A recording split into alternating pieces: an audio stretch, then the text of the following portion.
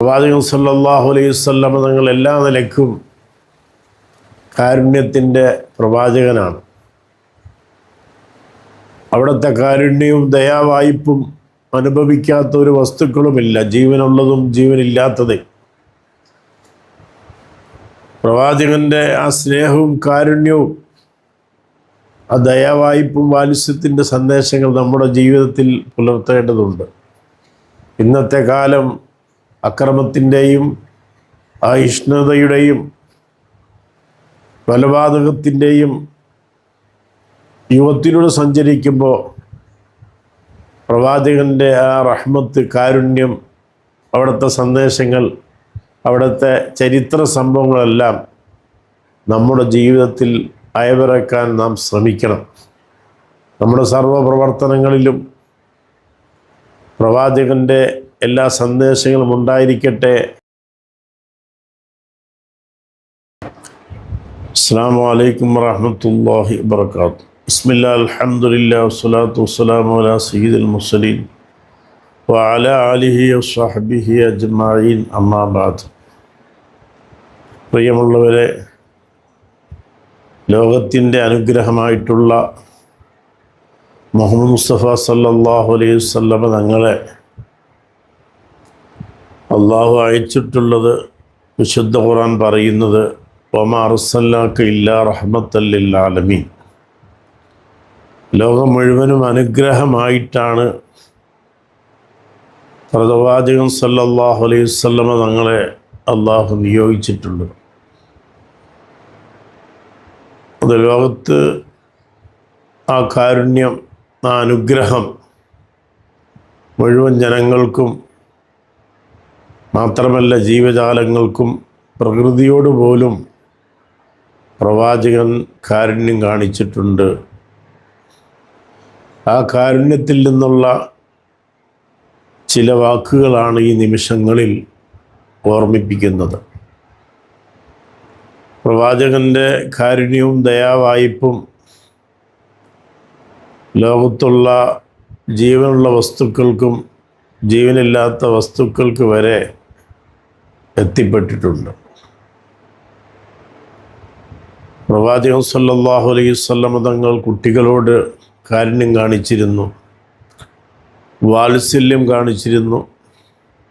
ശത്രുക്കളോട് കാരുണ്യം, വാത്സല്യം കാണിച്ചിരുന്നു.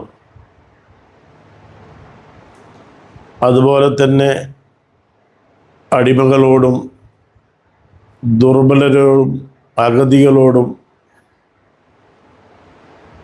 എല്ലാ നിലയിലും അവരോടെല്ലാം സ്നേഹവും മാന്യതയും വാത്സല്യം കാണിച്ചുകൊണ്ടാണ് പ്രവാചകൻ സല്ലല്ലാഹു അലൈഹി വസല്ലം തങ്ങൾ ബന്ധപ്പെട്ടിരുന്നത്.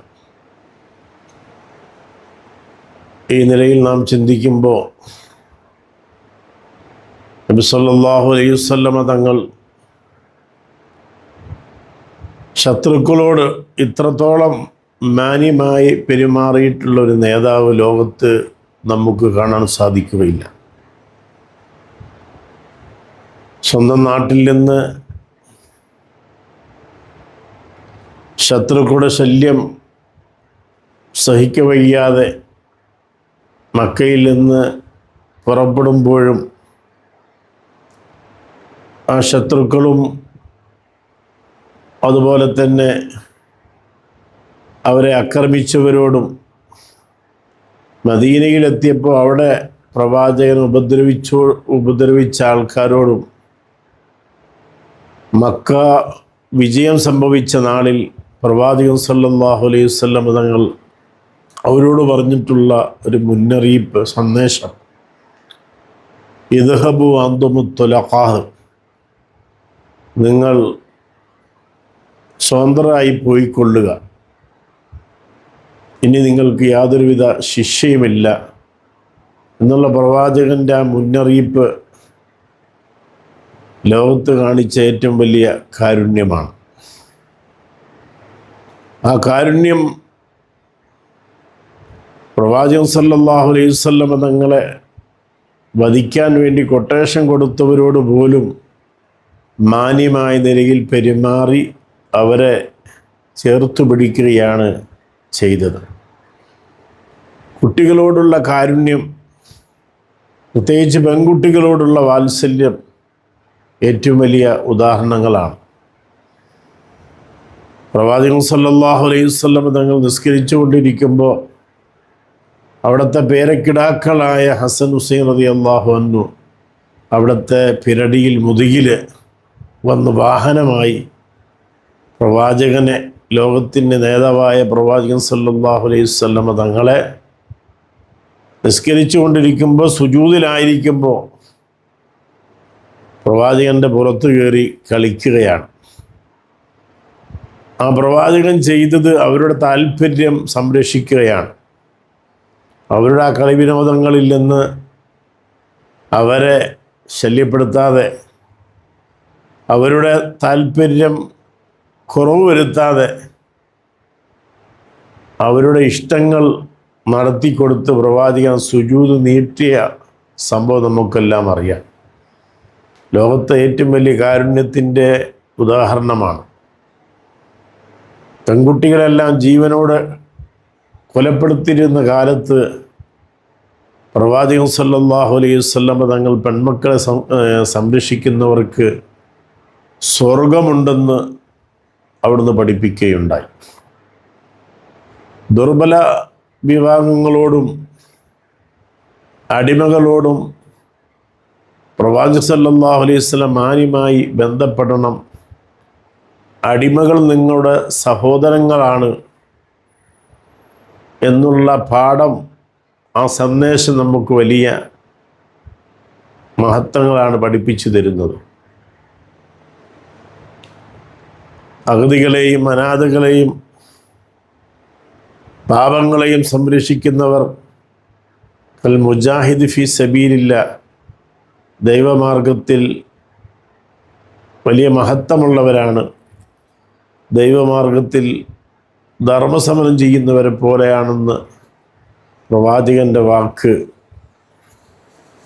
എല്ലാവരെയും ചേർത്ത് പിടിക്കുന്നു എന്നതിൻ്റെ ഏറ്റവും വലിയ ഉദാഹരണമാണ്. അതുപോലെ തന്നെയാണ് ജീവജാലങ്ങളോട് പ്രവാചകൻ്റെ പെരുമാറ്റം, അവിടുത്തെ കരുതൽ. നായ്ക്ക് വെള്ളം കൊടുത്തതിൻ്റെ പേരിൽ